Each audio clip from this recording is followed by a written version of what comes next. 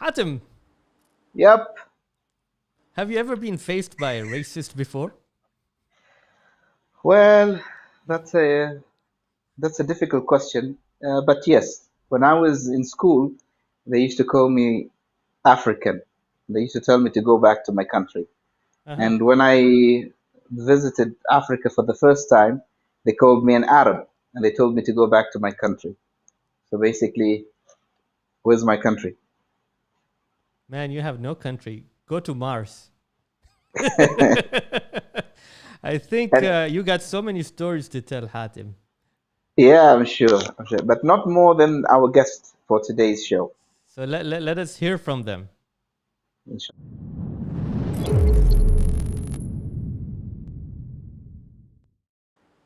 Assalamu Assalamu alaikum alaikum. and welcome to Chat Away in Ummati Station. By the way, we were not late, but there was some technical issue that happened that didn't allow us to go live. So we fixed that up and now we're back. So how is all our followers doing? How are you all doing? Hatim, how are you doing, brother? I'm good. What about you? I'm good. Don't look up. I'm right here, straight. Here. So, Hatim, what's happening today? Yes. What do we have? Today, I think we have a very important show, and we should have had it long time ago, since the beginning. But maybe because of the current incidents that has happened a few weeks back, and also the past years, also a lot of things happened in relation to racism. So I thought, okay, why don't we talk about it? But we have two wonderful brothers today to share their part of the story when it comes to racism. And I'm sure there's a lot of people out there that they came across racism and Mhm. they didn't know how to express it in any way. Maybe it's a taboo. People don't want to Yeah. talk about it. But this platform is open for everybody to share their thoughts. So today's guest, my two buddies, Saeed and Hamdi Al-Riyami, who are very close and dear friends to me. Assalamu alaikum, Saeed and Hamdi. Assalamu alaikum. For some reason, we Thanks can't hear your voice. Thank you Yalla, very let's. much for us to Alhamdulillah. come on the scene. So, Saeed and Hamdi are two brothers. I'm not so sure which one of them is elder than the other. They all look young and smart, Thank mashallah. you. But Hatim, I, Hatim. yes, You've been yes. race. You've been racist now. No, Young I and just, Yes. young and I, smart. I, What, just, what does that mean? no, I just complimented them. I didn't say anything bad.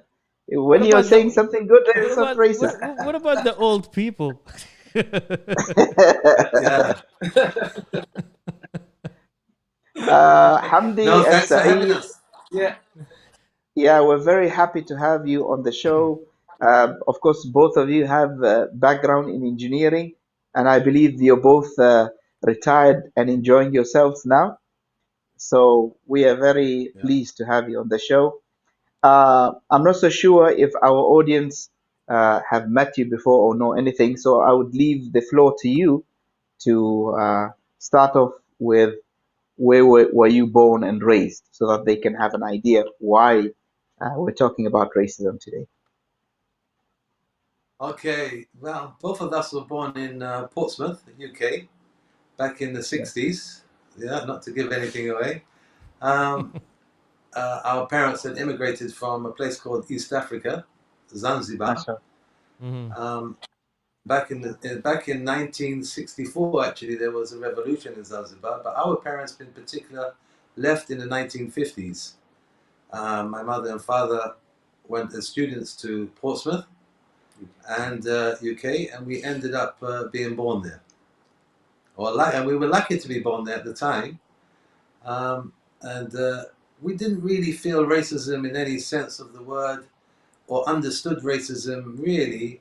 I don't remember racism in school as much. I knew I was different. I always used to watch films with cowboys and Indians that used to be always the Mm. cowboys always won, and us, the Indians, being slightly of darker color, used to lose. Yeah, yeah.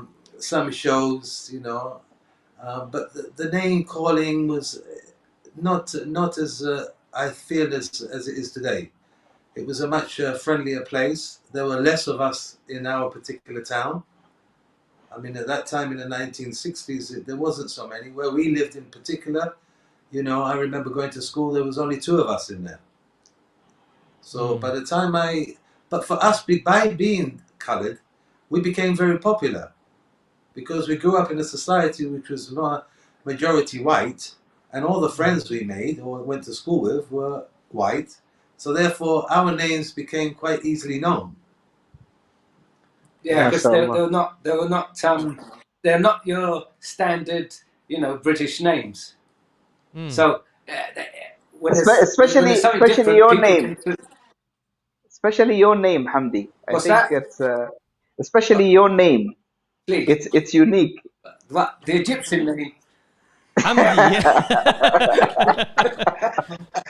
But it's also it sounds more like Andy. Yeah, that's true. Andy, Humpty. There's quite a few, but the common one was Andy. They say, "Don't you mean Andy?" And Andy, I say, "No, yeah. Humpty." And they go, "Yeah, Andy. You know, it's Andy." So we didn't feel. I don't think we really felt out of place. We knew we were different. Obviously, going to school, we were quite popular. We had a lot of friends. Yeah, I mean, if someone done any name calling, our friends used to react to it before we did. In some ways, yeah. We give them that. So really, I had a quite a happy childhood, if you like. The only time I really felt racism is when I got to my senior school. Yeah. And then meeting other boys and being different again, you know. But it made us a little bit tough, huh? Yeah. We had to become a little bit tough. I mean, Had to come a little bit tough. Name calling was something that, you know, I mean, I remember, I mean, there's a good saying in England is sticks and stones can break your bones, but names can never hurt you.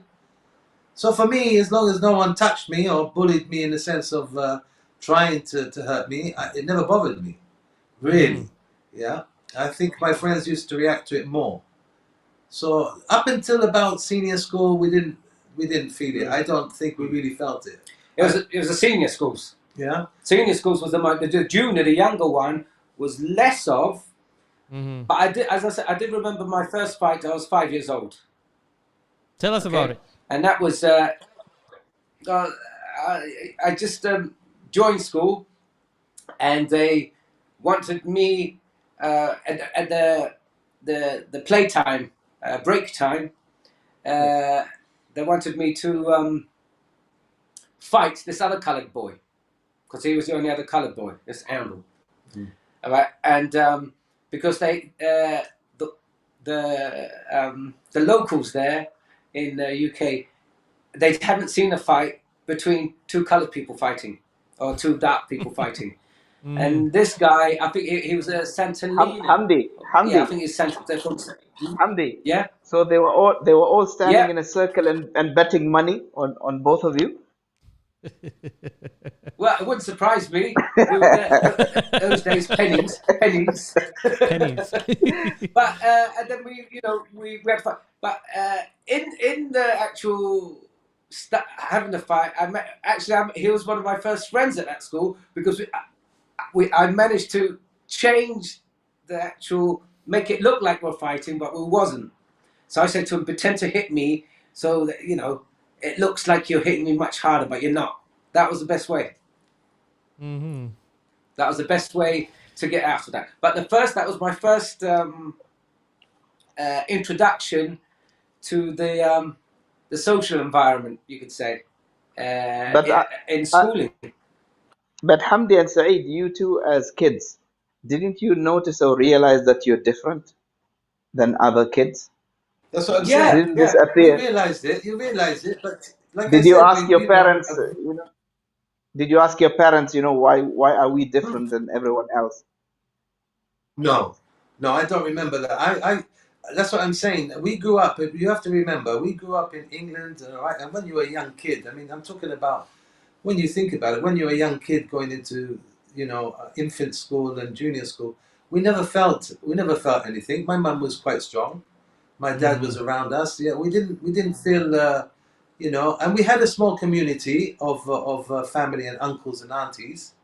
I mean, most of them left later on, but at the beginning, we didn't feel it, and there was a few of us, so we knew we were different. We knew that we were coming from a different place, but we really didn't know. We didn't ask the questions like, you know, we knew we spoke Swahili. The mother tongue was Swahili, so we knew we were Africans rather than anything else, as far as we understood. And I don't really say, you know, looking back, there's nothing that makes me alienate the place or feel like, you know, I wish I was born somewhere else, if you like. Yeah? Yes, we were bullied, but it was not serious. Yes, we were chased, but it wasn't serious. Yes, we were called names, but like I said, names never hurt you. As long as they didn't grab you and try to hit you, then it wasn't a problem. Yeah, but that was the names calling that is racial. Yeah, it's racial. You feel it. I remember. Yeah. I remember once coming home from the senior school and saying, "No, you know, they're picking on me a lot." And I remember my mum saying, "You know, pull your sleeves up and get back to school." And you know that's how it was. You had to be a little bit tough, and most of the kids were tough. It was tough times in the 1960s, 70s. Yeah. You had to learn how to fight, basically. Yeah, you had to. You learned how to fight, look after yourself very quickly. Otherwise, you get that. And you're talking. You have a support system around you. Yeah. We lived. I remember the first place living in an area where it was a council estate. So the council estate, everybody. We had one Sikh family. We knew everybody in that Sikh family because between our family and the Sikh family, we were the ones who were prominent at the time. So we knew all of them. So we always used to nod against another coloured fellow which were around at the time. Everybody knew everybody, but we had a system of friends, all right, white friends, okay, that we had our own little world, if you like. You know, we went together everywhere. We had fights with people outside of that area. It's called a gang. You know, we done things that we shouldn't have done. At that time, the local police were not like today. They would clip you around the head, and you'd go home. Yeah. With, you know, the petty little crimes, petty little things, but the parents around that area, everybody knew everyone. Everyone knew where everyone lived. You know, so really until we got to the senior school, it's a senior school. It's where things change because you start becoming older. You're a teenager. You are offended when someone calls you a name, and either you react to it or you take it. I mean, in our cases, most of the time when people called us names, we ignored it or tried to ignore it. But then, you know, if it came to it, you would end up having a fight after school or around the back of the sheds. You know, what most sort of the time it was Said? broken up. Said, what sort of names they would Nigger, call you? gollywog, nigger. Most of the time was nigger, you wog, you black, B. You know, there's a lot of these what's the other name you said? What's the other name you said? Golly what? Well, the gollywog was a good one actually. There used to be. What does it mean? Blackjack, jam jar. On a jam jar. Yeah. Right. I mean, even the sweets used to be called blackjacks, you know, and they were black. All right, but these we didn't feel they were offensive. They became offensive when they get repeated to you. Yeah. But I think for me, I don't, like in America they use the nigger word a lot. We never had nigger a lot really. We had black B. Black B was black, you know, and that used to be the word that was used the most, all right? But as I say, in the senior school, or when we were out, or with friends or something, someone would call you a name, in my case, a lot of the times, and my friends would react to it quicker than I could. Yeah? Because I wasn't one to react to names. I was more a person to react to being, physical. You know... Action. Physical. Yeah? So I never used to get involved. But, like I say, all of this is education, yeah? This is like, it's like you think about, when I think about it now, all right, coming to 60, I think, yeah, it was not too bad. We didn't have a bad time there, you know? But as I see it now, I mean, in the old days, if you had a problem with someone, you had fisticuffs. You know, you had a good punch up and, you know, someone would get hurt and it would be over within a minute or 2 minutes. Wham, bam, thank you, man. The problem with racism today, all right, is that as the 60s and then the 70s, all right, racism today, if you have an argument, usually a 13-year-old can come up and stab you. Yeah. and they don't go to court. They don't get taken to court about it because they're underage. But you being overage, it doesn't matter, does it? Well, they do now. They do now. Yeah, but They they seem to have a less of an offence if you're over. The other thing is when we say senior, when you go to senior school, that age group is 13 years old. Like those that in UK, 13 is class. You're in a senior school. 13. You know? Okay, So I was when we say thinking. I junior was school and senior thinking school. 17 or. So Yeah. Hamdi, No. okay, now you could defend yourself, you know, when people call you names and this. What about other minorities? Would you be offended if you see other minorities also being called names? Do you go and do something about it? Or it's all I used to on your always own? butt in. Yeah. It didn't matter to me. Yeah. If I saw someone who was a little bit weak in the school being picked on, Yeah. I didn't like bullying at all.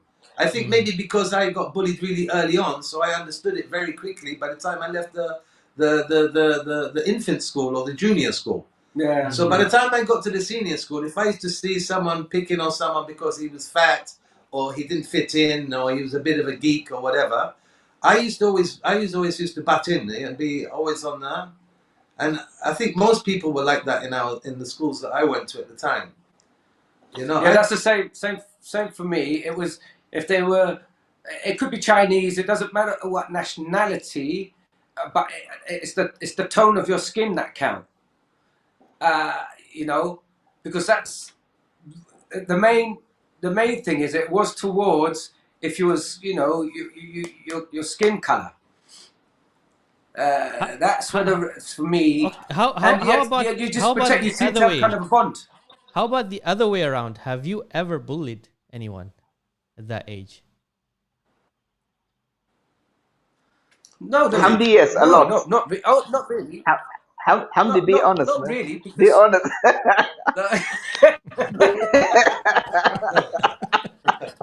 no. They used to bully Be me. honest, them two. Hamdi, be I had honest. another brother. We got another brother, and they used to pick on me. Ah, But no. I mean, no, we never used to bully. Like I say, I think because we got bullied early on, it wasn't okay. in your nature to bully because you knew how it felt. Yeah, you knew how it felt. It was something that you learned by the time you was in the infants, by the time you got to the junior school, but by the time you got to the senior school, that's when people and kids can get more aggressive. Yeah, that's to me, senior was more. you know what I'm saying. It's not a natural thing for an infant to start calling you names. All right, it's not natural really so much. It is now more so, but in But our then, time, yeah, it wasn't. it's only because they're more educated, and there's a big difference now. There's a bigger Oh, yeah. community of blacks, and they all in England. They all seem to be put in the same housing estate. Yeah, and then when the Indians come or the Bangladeshis, they're all put in a different housing area or a different, like Birmingham. It's well known for this kind of thing. Parts of London, there are only blacks there. Yeah, And so Arabs there's some has their own segregation in place. well, yeah, Arabs, yeah. Well, they're sort of the Arabs came later because the Arabs, all right. In the early days, an Arab would have been classed as an Indian. They wouldn't have known any difference. You understand what I'm saying? They wouldn't. No, by looking at the Arab, you wouldn't have known that he's either a black guy or you just. Unless he's dressed. You know, The national dress. You Yeah. wouldn't see it in England, not in the 70s. You wouldn't have known any difference. No. Yeah. Now, The you first brought time me- I really got to know about colours was in the 80s. Sorry, in the 1970s, there was a group that came out. I think they're still effective quite now, which was the National Front. National Front, yes. The National Front was they had a political agenda. Okay, I think they did get a couple of seats in Parliament in the early days, but in our particular area, when the National Front came out, they were the minority. The majority was anti-National Front. So anytime they used to come out, everybody used to get together, and then there would be, A clash. There would be a clash of some There'll sort. be a clash. Yeah. I think both of you, until now, you spoke about the color. Are there any other types of racism that both of you experienced when you were growing up? And I'll give you an example. You have a lot of Caucasians who came to England, like the French and German and Romanians, and they look the same like the English. but maybe they have an accent, they're from a different race. Did they also go through I understand. racism because of their I race? understand what you're saying. I understand what you're saying there. And yes, when you start going into the working environment for Yes, work, yes. there I felt there was quite a distinction at when you In what way? leaving school, applying for jobs, leaving school and trying to apply for work. There was some racism there. Can you tell us a bit about it? Okay, for example, I'll tell you one just off my head. I applied for a job in the papers. There was a job, and I applied for this job, working for this reputable company, and there was a phone, like a phone interview. They wanted more details, and you know when you apply those days, there was no mobiles. It was usually you have to send a letter, or it's by phone, your address and so forth. Where can I send my, something about your CV and you know what you've been doing, what's your experience, if you've got any work experience, you're studying. So, but by the phone, I would give them all this, information and that. And they said, "Oh, great, fine. Oh, we'll get in touch with you." The next phone call I get after a couple of days, "Oh, can you come to our office? We'd like to interview you. We'd like you to come." Oh, great, fine. When I went to the interview, there'd be a few people there. My issues, I noticed, 9 out of 10, they're all like white people. And then I noticed when it was my turn for the actual interview, by myself, they're acting. Oh, actually no, we don't do this. We don't do this. We don't do this. And you just felt a negative. So they changed. Vibes.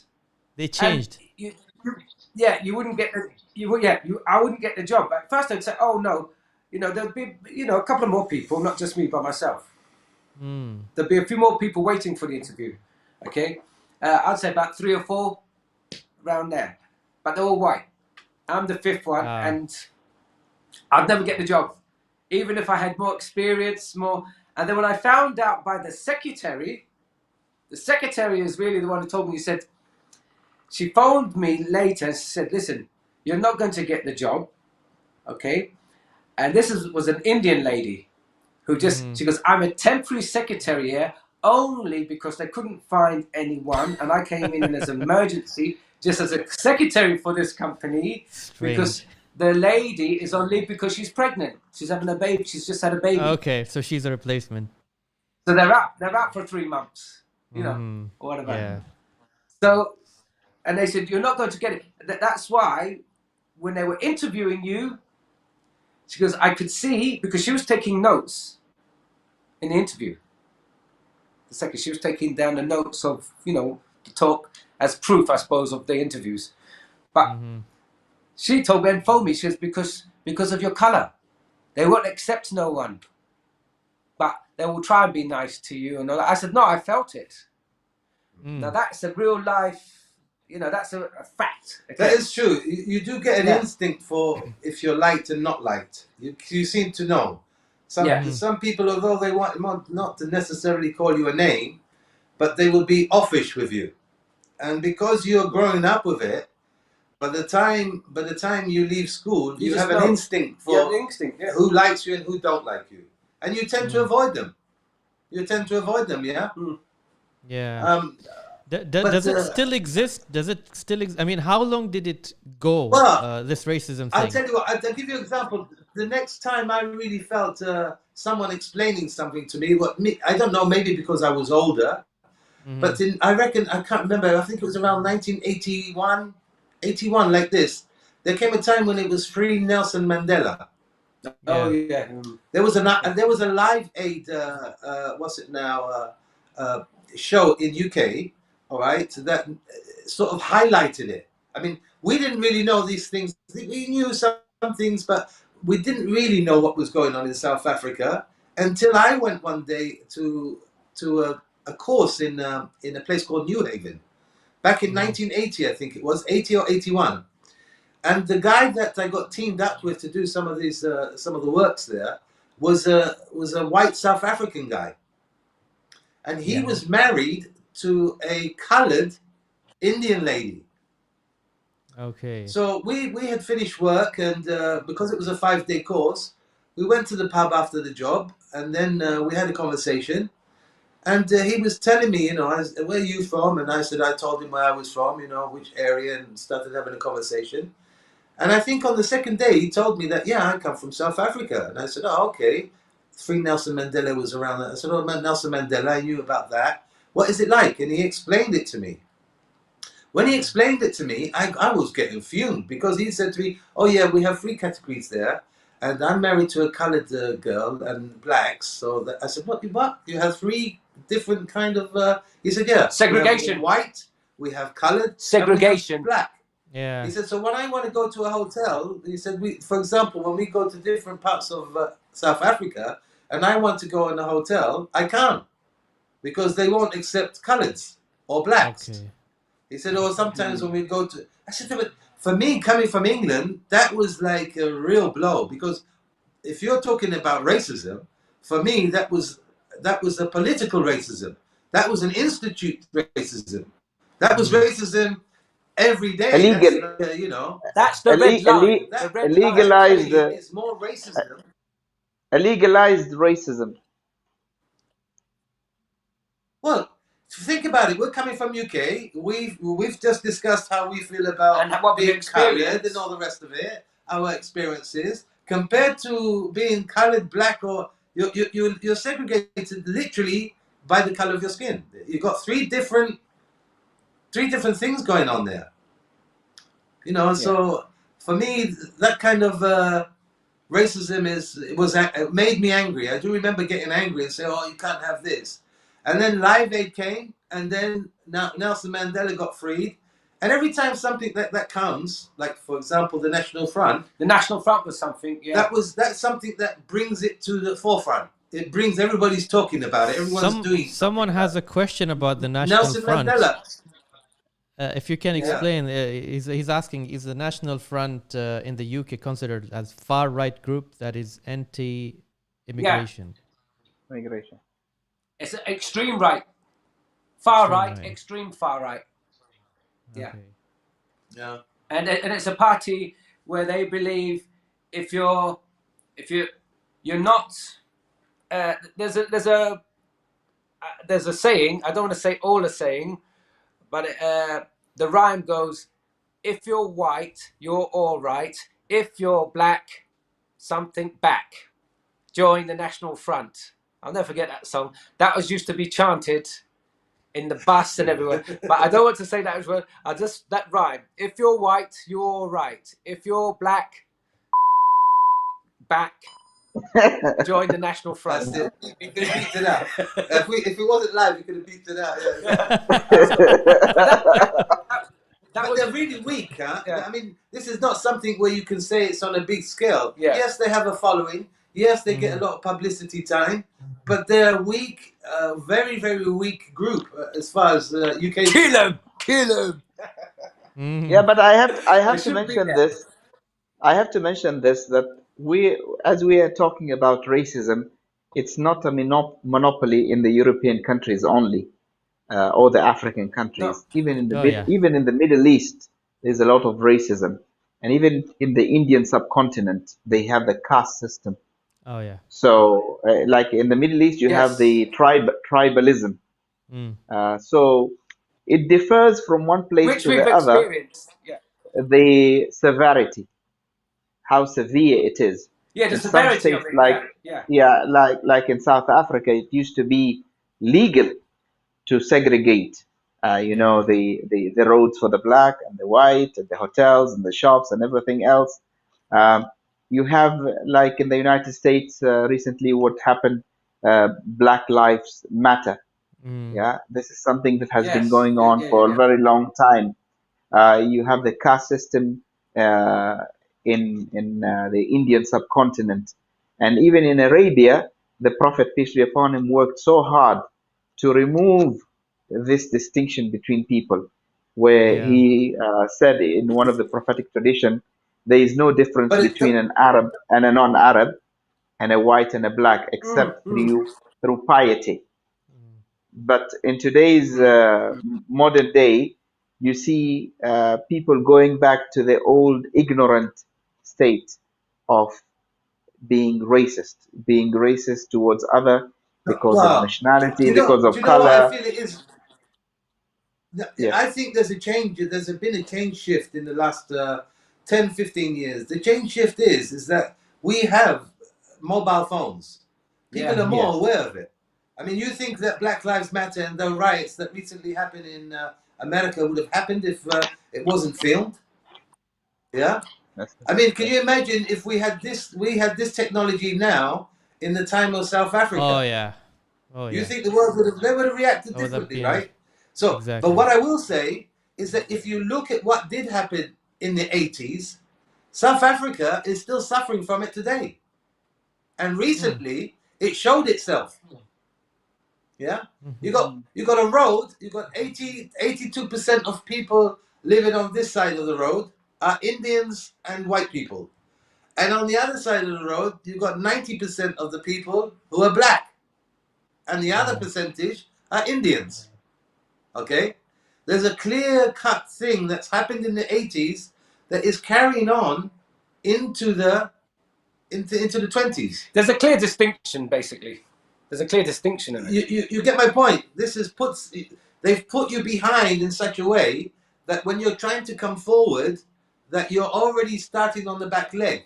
Yeah. In UK, there is an equal sort of opportunity. You can't say there's not an equal opportunity, but there is racism within the political arena. Okay. I give you an example. I mean, even the comedians in England make a joke of it. They say that to make up the numbers that they're given positions in some of the TV, for example, so they make up the quota for colours being represented, right?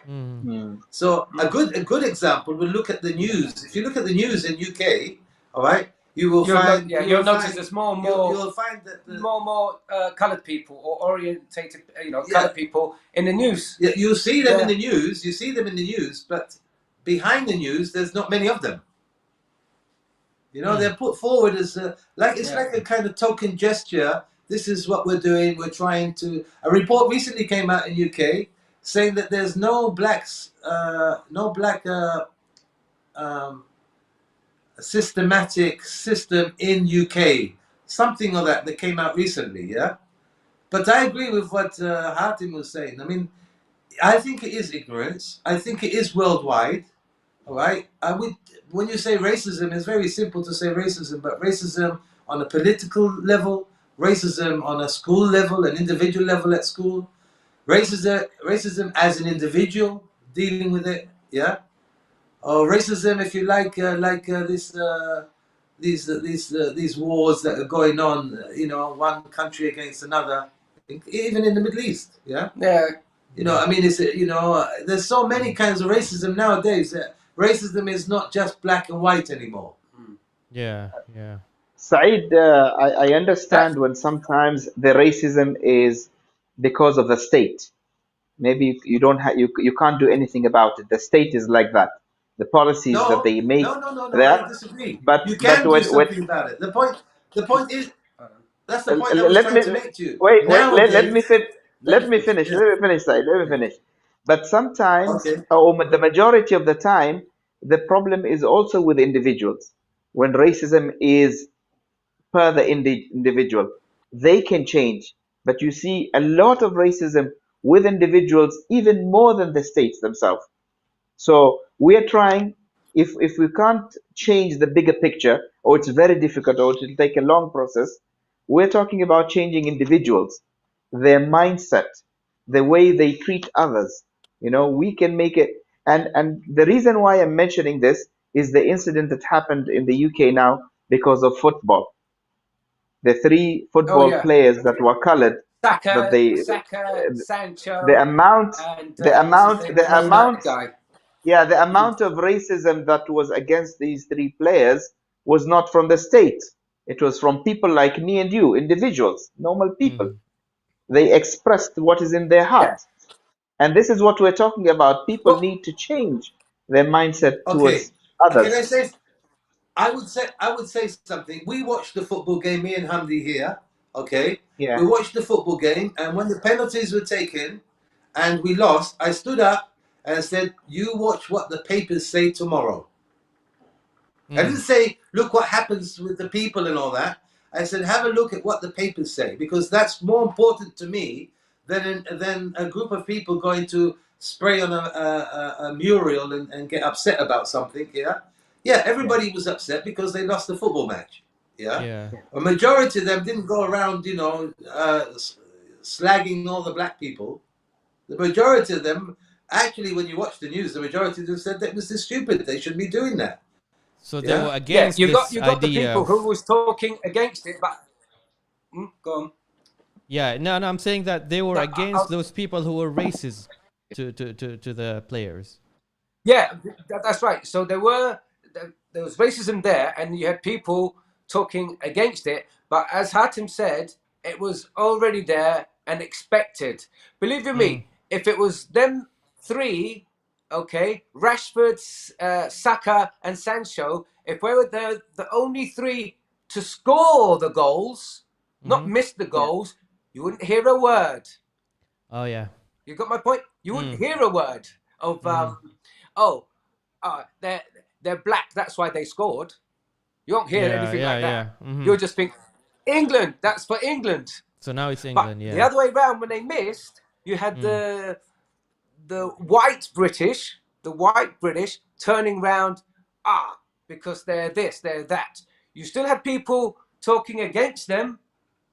Okay, in the media, but that was to me England trying to show, look, we've got more people against it than for it, as Yeah. in racism. Yeah, but that's how I believe it is. I think that there's always, there's a minority that spoils the majority. It usually happens in most cases. That's Yeah, everywhere, yeah. there'll be a small yeah, outbreak, and the papers will get hold of it and blow it up into a big thing. It's like the football has been they've been standing down on one knee for a long time.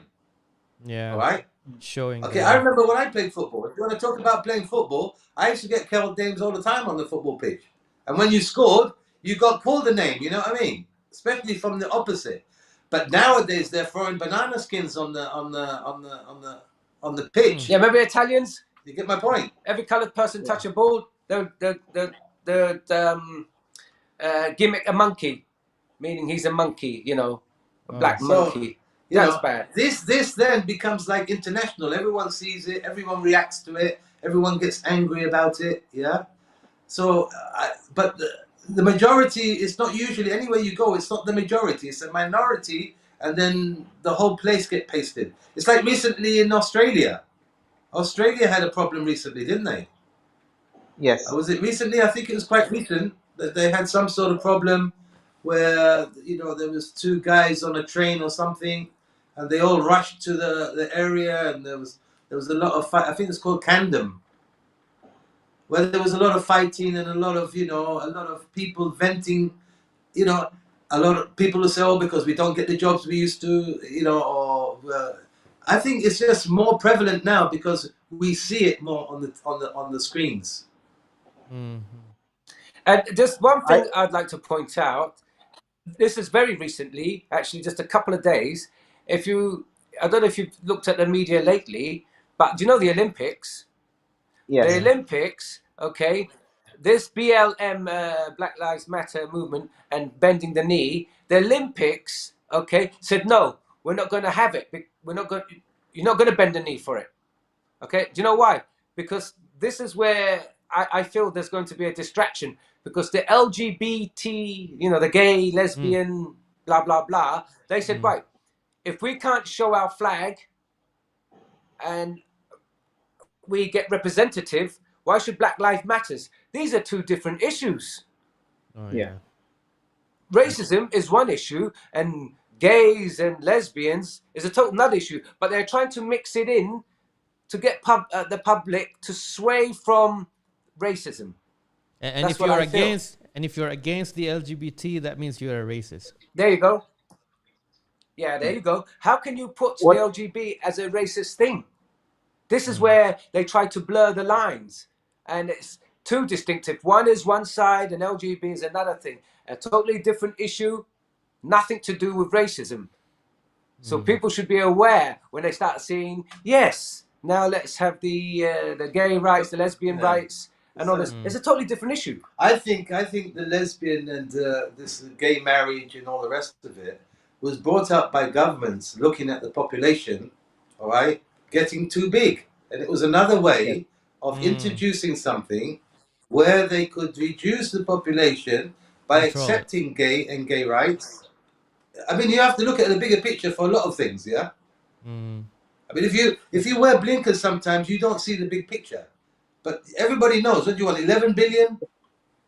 We're going to eat ourselves off the planet. Just, Well, you know. well, So well. You know, the way they look at it is different, and the way we look at it as Muslims is totally different. And I think we can have a I special think that's another dedicated. subject.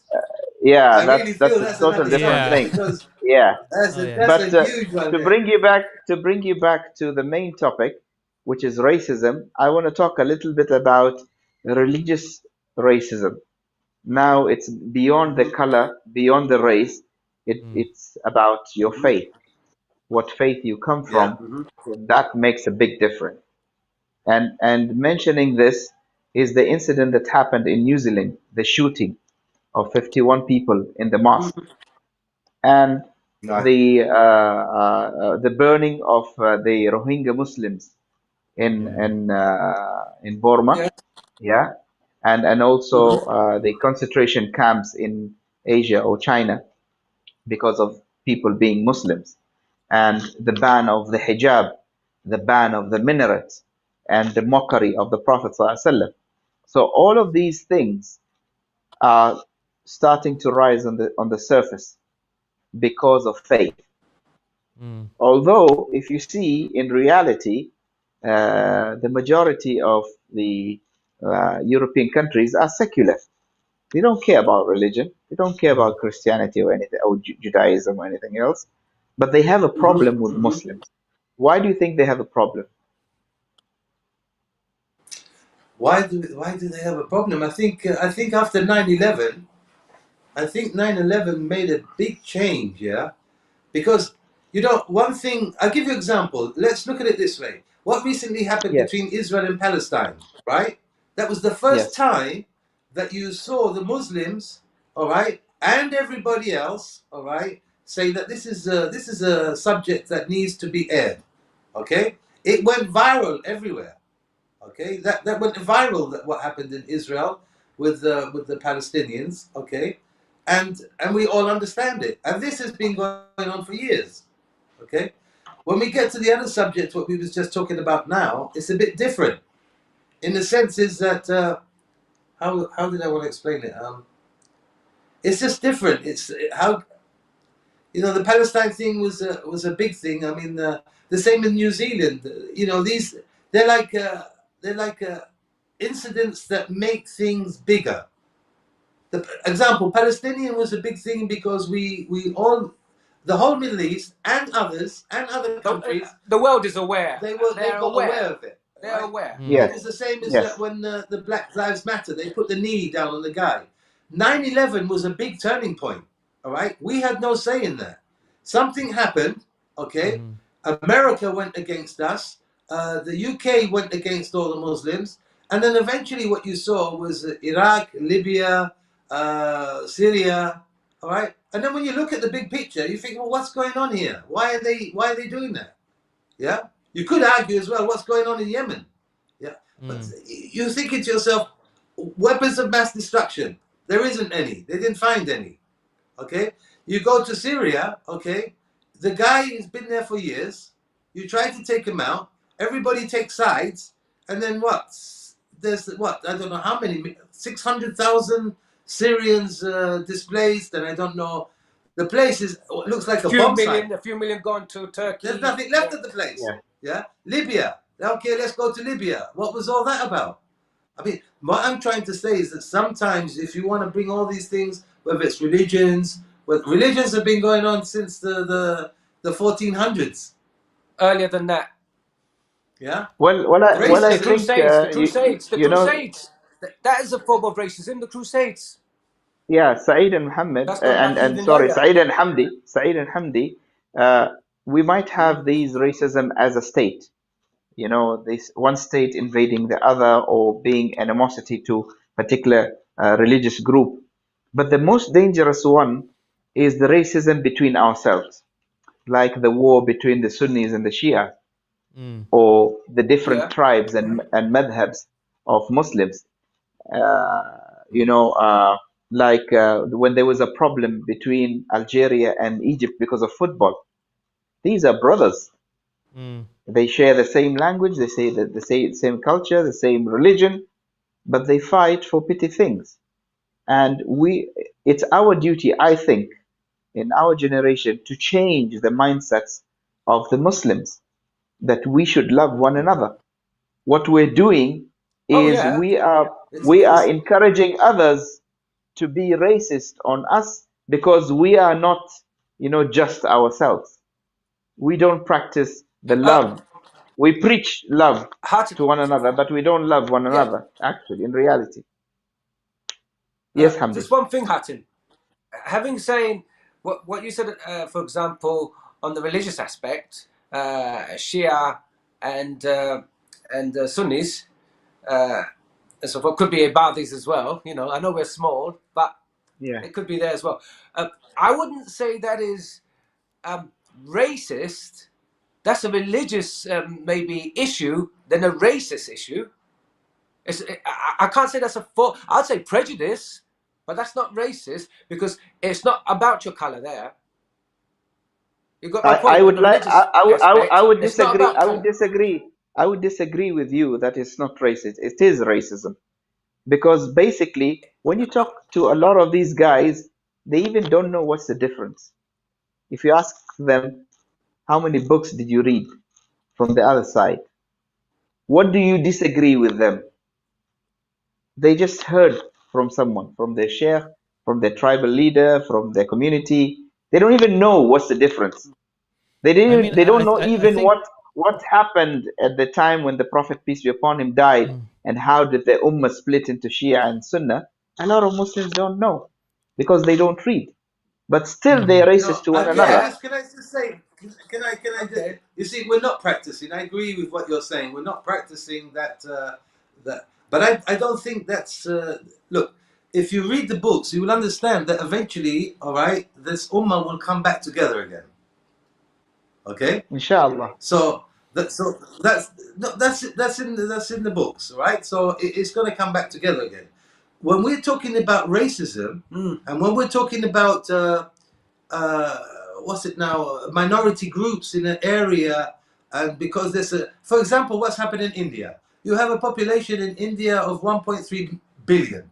Okay, you have a small population of maybe 200,000 Muslims. Yeah, and you can see, all right, when COVID 200 started, million. 200 million 200 million, Muslims. sorry. Yeah, 200 yeah. million. 200 million. Yeah. But when the COVID started, all right, it was spread by an Islamic meeting by the Muslims. If you initially saw that, That was India. That's what it was spread by. yeah, all right, India was saying. They wanted to quarantine them, and they didn't, put Modi said. And then eventually they found out that this is not the case, all right? But it was used. It was used in the media. I saw that. Yeah. That is not racism. That is politics at its best. Yeah, but no, what Hatem was saying is on the Shia. What we was getting to is the Shia and the Sunnis. There is no issue between Shia and in here. If you look at the end of the day, all right. If you open up the Quran, does it say anything about Shia and Sunni and Badi, and does it say that? Yeah, they said people will try and deviate away. People will deviate what you I'm from saying, the straight path. what I'm saying is that it doesn't say that. The Quran doesn't say that. But the practices that we practice so the say Quran the doesn't opposite. say that. That should be. The Quran doesn't say that. That should be our full stop. That's right. That's what I'm saying. But what you see Okay, today, so now, if you look at let's say if you go to Hyde Park and you see the debates between the brothers, the corner, Sunnis and the yeah, yeah. Shia, Yeah, Speaker's it's Corner. It's called shameful. Speaker's Corner. I'm going Speaker's there soon. Yeah, corner. Yeah. yeah. I don't agree with that. We are brothers. No matter how much we disagree, we should not be enemies. We should not clash. We should Mm. not debate in that way because that's not right. If Oh you yeah, if I you agree. if you yeah. wanna I agree. if you wanna debate with your brother, go in a private place all alone, in a restricted place, talk, drink tea, smile with one another. You disagree, but you respect one another. But to go on the street and debate and disagree like that, I Mm. don't think it represents our religion. It doesn't represent the Prophet ﷺ. And the core of our religion is based on love and understanding and not animosity. Yeah, Well, Going yeah, back to racism. but okay.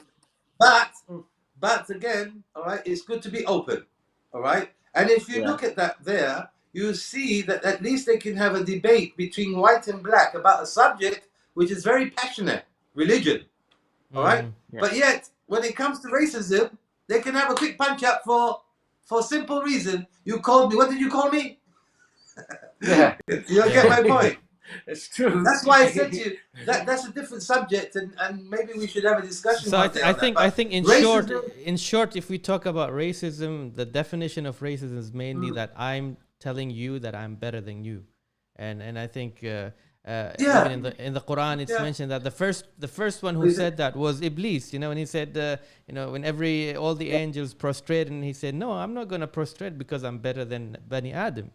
So I think that's the main definition Let I me would just give. say, Maybe it's This not is my maybe it's not definition. there maybe it's not there between the madhabs. Maybe okay, it could be part of what you Hamdi said, the prejudice, but it's also telling you that okay, this is what I believe in. If I'm Sunni, this is what I believe in. If I'm Muslim and you're non-Muslim, this is what I believe in. So it's what you believe in. So maybe it's a little bit there's a is thin what. line Yeah, maybe between racism and prejudice or it's whatever you true. get it. Yeah, it is a bit of a fine line because uh, you got to know that when people say, "Oh, you're a racist," and saying, "Oh, you're a prejudice," Mm. there's a bit of a thin line. Extreme prejudice, extreme racist. I Yeah. mean, I think sometimes, when you look at it, like you're saying, Hatim, I understand what you're saying fully. Okay. And I think all of us can agree, all right, it is not black and white, all right? Because I give you an example. I mean, summer comes up recently, summer has come up in UK, all right? And the majority of people sitting on the beaches trying to get brown are white people, Yeah. okay? Can you understand the irony what I'm trying to make here? I mean, it doesn't. It's not because look at them. We're not going to say look guys, they call us names, but right away they go into there's a bit of sunshine now. Let's go and get a bit of color. yeah. Mm. No. Said, So what I'm but saying also is colored people, they want their hair straight and they put the cosmetic yeah, to look white and they change their nose yeah. as well But to look like a India, white person. in the girls have got creams that they put Oh, on there's to make They special do. cream themselves for like. that. The Yeah. girls here, the Arab girls here, they're trying to put their creams on to come white. Hey, what's going on? If it was temporary, like having a suntan, you could understand. But they want it permanent here. Mm. What form of that's like being racist to themselves or what? I think I can tell you. Let me just say something. Can I say quickly the way I look at it? All right, is that if you're not wearing blinkers, okay, if you're not wearing blinkers and you can see everything, you can laugh about it. You can laugh a Mm. lot about things. Yeah, it's the same as the Yeah. football thing. They didn't score 2 goals, and half the nation is talking about a mural that Rashford had, and they're spoiling it, and Yeah. we shouldn't be like that, and then 3 days later, everybody forgets about it. That's the end of that story. What's the next one? Yeah, Mm. it's like we're waiting for the next thing to happen. Racism's not going to go away. I'm like Hatim. I agree with you, Hatim. Maybe we should start hugging people on the streets. Hey, my white brother, please. Do we still Said, have The UK's changing anyway. do we still have skinheads now, or they're gone? The skinheads. Yes, there's still skinheads. There are still skinheads still Even about. I was a skinhead at one time in UK. No, you How's just that? went Really? bald. Yeah, I How's know. I that? didn't know that. I had all the gear. I used to be a mod. I used to be a bit of a mod at one time. Shaved my head. Oh. I used to call him Peanut. Now, okay, Good old listen, days, guys. yeah. Peanut. Listen, guys. Now we talked Yeah. about the negative part of racism, okay? And there is no point of Just bringing Hatim, up all the just a reminder that we yes, are running out of time, so maybe we'll have 2 more minutes. yes. We're wrapping up now, All right. inshallah. There is no point on bringing up all the negative aspects of racism and not talking about solutions. Okay, so we have kids growing up. We need to teach them certain values so that they don't go through the mistakes that we have done in the past through racism. So, what do you guys think in terms of the solutions? You know, Well, I we can want talk. the light at the end I of the can talk. tunnel. The light, the Yeah. light. I tell you what, one light is. There are more and more couples who are white and black, whether it's a white mum, a black father, or a white father and a black mum. They're getting married in the world. They love each Mm-hmm. other. So my answer to all of that would be love conquers all. Yeah, Because if they're getting married and they're having children, or be any color at all. It would just be shades of white and shades of black. Yeah. My view is I feel from a very early age, okay, all schools around the world in an early age, you show colours only skin deep. It's just a colour. You shouldn't almost make a religion out of it, racism, because some of it is inbred from their fathers and mothers to their kids, to their grandkids. It goes through the line. Hate coloured people, hate their colour. Okay, Yeah. it should be taught in every school. It means nothing. If you get our youngsters to adapt this around the world, believe you me, what a change it would make in 10 years. Because by the time they've grown up, knowing, so when someone does say something or say, oh, because this one's coloured, oh, look, he's a dirty colour or whatever, okay, it'll be wiped out almost by that time. But you've got to start from the young age. The older age can only learn now. Education is what Education. yeah. But I think it's already Education, happening. yeah. People there's intermarriage nowadays. Yeah, intermarriage is another way that's changing it. I mean, you know, UK is a Multicultural. multicultural and multicolored country now. It's not just black and white anymore. I Okay, hope it that changes is even for children. Yeah. Sorry, Hatim, because there were some videos that I've seen in the past about the dolls. You know, and most of the dolls used to be white, and there was like an experience done to children showing them, you know, this is the white doll. She's a nice person, and then they brought another doll which was black and said she's the evil, and that's what they were learning the children. I don't know if that's still happening. So such things has to stop. Because if the society are willing to for in the schools, I think just after nursery school, as soon as kids can take in values, they allow it. They're fighting for it for the LGBT to teach. I don't know places was it Norway, these either Eastern Europe. Okay, they're fighting for them for LGBT to say there's no problem, nothing wrong, but to talk about an older issue, older than this such issue, which is color, one of the oldest things of racism itself. We're still having a problem. It should be taught at school early age, around the world, and Definitely. it would be wiped out. Then it'll be very strange. You'd most probably put someone in a mental hospital if you start talking about color. Power to the people. Okay, guys, I think at the end we would like to thank both of you for joining us on the show. Thank you very much for your valuable time and your ideas and your stories that you shared. And I hope we, in a very, in our own way, we could make a difference in this world. Every one of us would try with their own, with their kids, with their Yeah. neighbors, with the Inshallah, community. inshallah. But my Thank final you, message Ali. to the people out there who are listening, uh, none of us, no matter where you're coming from, none of us chose to be this color. It is God that That's created true. us and chose this color for us.